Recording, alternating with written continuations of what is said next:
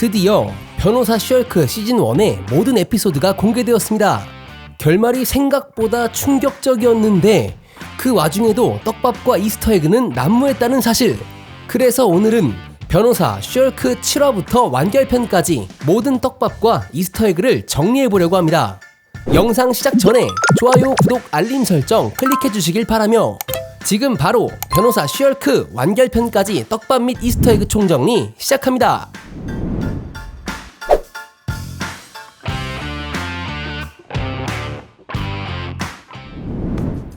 7화의 초반부, 초조해하며 문자를 기다리는 제니퍼 월터스는 소파에 앉아 TV를 보는데요. 이때 TV에는 그레이트 머펫 케이퍼가 방영하고 있었고 때마침 미스 피기가 철창을 구부리는 장면이 등장하죠. 그 모습이 마치 헐크를 연상시키는 장면이었습니다. 에밀 블론스키의 명상센터에는 다양한 사람들이 있었는데요. 그들은 모두 원작 마블 코믹스에 존재하는 캐릭터들이죠. 먼저 맨불은 원작에서 혈청을 맞고 탄생한 황소인간 캐릭터이고 엘 아길라는 원작에서 스페인 출신의 뮤턴트 검객입니다. 포큐파인은 원작에서 행크핀 박사의 숙적이자 범죄를 저지르던 무기상인입니다. 마지막 사라세는 자신을 뱀파이어라고 주장하며 원작에서도 마찬가지로 뛰어난 검술과 사격 능력을 지닌 암살자입니다. 변호사 셜크 2화에서 제니퍼 월터스를 처음 마주한 에밀 블론스키는 이렇게 인사를 했었죠. 나마스테. 여기서 그가 운영하는 명상센터의 이름은 어보미네이션과 나마스테를 합친 어보마스테로 장명 센스를 엿볼 수 있습니다. 제니퍼 월터스가 탑승하는 견인 트럭에는 슬롯이라고 적혀 있는데요. 이는 원작 코믹스 셜크와 스파이더맨의 저자로 유명한 댄 슬롯을 나타냅니다. 차량 기사님의 명찰에 댄이라고 적혀 있어 빼박 이스터에그입니다. 8화의 초반에 등장한 리프로그는 원작에서 프로그맨으로 존재하는 캐릭터입니다. 작중에서 그는 데어데블의 숙적이기도 했습니다. 드디어 기다리고 기다리던 데어데블 맷 머독이 법정에 등장했습니다. 원작 마블 코믹스에서도 이 둘이 법정에서 치열한 공방전을 벌인 적이 있었죠. 또한 맷 머독의 변호에서 소코비아 협정의 상황에 대해서 알 수 있었는데요. 캡틴 아메리카 11호에서 논란이 된 소코비아 협정 때문에 영웅들끼리 견해차가 생겨 커다란 갈등이 생기기도 했었는데 현재로선 폐지되었다는 그의 발언으로 손쉽게 정리할 수 있었습니다.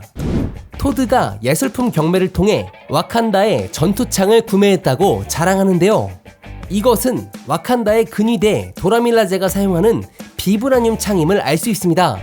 그런데 Win the auction. A milli. 가격을 들어보니 진품은 아닌 것 같네요. 실제 비브라늄이라면 저 정도의 크기와 무게를 고려해봤을 때 훨씬 더 어마어마한 금액이었을 겁니다. 드디어 셜크가 전용 슈트를 착용하고 등장하는데요. 그녀가 착용한 슈트의 디자인과 색상은 원작 마블 코믹스에서 셜크가 착용했던 디자인을 차용한 것입니다. 데어데블 역시 슈트를 착용하고 등장하는데 과거 넷플릭스 시절의 데어데블의 슈트와는 다른 색 조합으로 원작 코믹스의 초기 슈트의 색상처럼 노란색과 빨간색의 조화로 이루어져 있습니다. 데어데블이 자신을 소개하는 장면에서 Gold Devil. I'm Daredevil. 흘러나오는 BGM은 넷플릭스의 데어데블 시리즈 메인 테마곡입니다. 그리고 데어데블의 뒤편으로 로저스 뮤지컬 광고판이 보이죠. 해당 뮤지컬은 드라마 호크아이를 통해서 감상할 수 있습니다. 리프로그가 있는 건물 전봇대의 QR코드는 이전 작품 속 QR코드와 마찬가지로 원작 마블 코믹스의 셜크 시리즈를 무료로 감상하는 페이지로 연결됩니다. 루크에게 슈트 제작을 의뢰하면서 추가적인 기능으로 Fancy AI with a British voice that talks to you. 라고 하는 부분은 바로 아이언맨 슈트에 탑재된 AI 자비스를 떠올려 말한 것입니다. 건물 복도에서 리프로그 일당과 싸우는 데어데블의 모습은 넷플릭스의 데어데블에서도 등장한 복도 전투씬의 오마주입니다. 에피소드가 끝나고 제니퍼가 제4의 벽을 허물고 시청자들과의 대화에서 Ooh, there's another Hulk, but this one's red. 라고 말하는데요. 이것은 썬더볼트 로스 장군이 변신한 레드헐크의 떡밥일 수도 있죠. 니키가 메이크업 도구들을 손가락 사이에 낀 채 화려하게 등장하는데요. 마치 그녀의 행동은 엑스맨의 울버린을 생각나게 합니다. 마지막 9화의 시작은 과거의 브라운관 TV에서 볼 법한 고전적인 오프닝 장면으로 시작하는데요. 이는 1978년도에 방영한 TV 시리즈 더 인크레더블 헐크의 오프닝을 현재의 변호사 슈얼크 버전으로 완벽히 오마주했습니다. 심지어 CG를 사용하지 않고 그 시절 감성을 살려 특수분장을 통해 슈얼크를 표현했습니다. 클래식한 오프닝의 타이틀은 The Savage She-Hulk. 인데요. 이는 원작 마블 코믹스에서 슈얼크가 처음 등장한 만화의 제목이기도 합니다.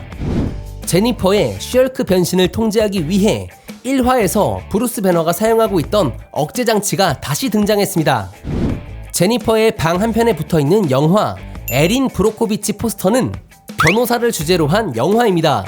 즉 그녀가 변호사에 얼마나 진심인지를 보여주는 부분입니다. 전개가 막장이 되자 갑자기 디즈니 플러스의 메뉴 화면이 나오는데 이때 썸네일을 뚫고 등장하는 슈얼크의 모습은 원작 마블 코믹스에서 제4의 벽을 허물고 만화의 컷을 뚫고 나오는 슈얼크의 모습을 오마주했습니다.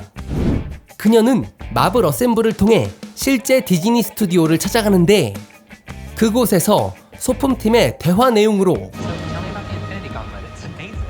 Yeah, so back when we were working on the first Thor movie, they had come to me and asked me to make the bomb. 라는 대사는 토르 천둥의 신에서 등장한 가짜 인피니티 건틀릿을 말하는 것입니다. 디즈니 스튜디오 내부에 슈얼크 제작팀이 있는 곳의 입구에는 어김없이 코믹스 슈얼크 무료 감상 페이지로 연결되는 QR코드가 있습니다. 슈얼크의 제작팀으로 있는 이 여성은 이번 화의 실제 각본을 맡은 제시카 가오입니다. 마침내 슈얼크는 이 모든 것의 총괄 디렉터인 케빈을 만나게 되는데요. 본인을 지식 강화 비주얼 상호 연결 집합체라고 하지만 이건 누가 봐도 모두가 알고 있는 케빈 파이기였습니다.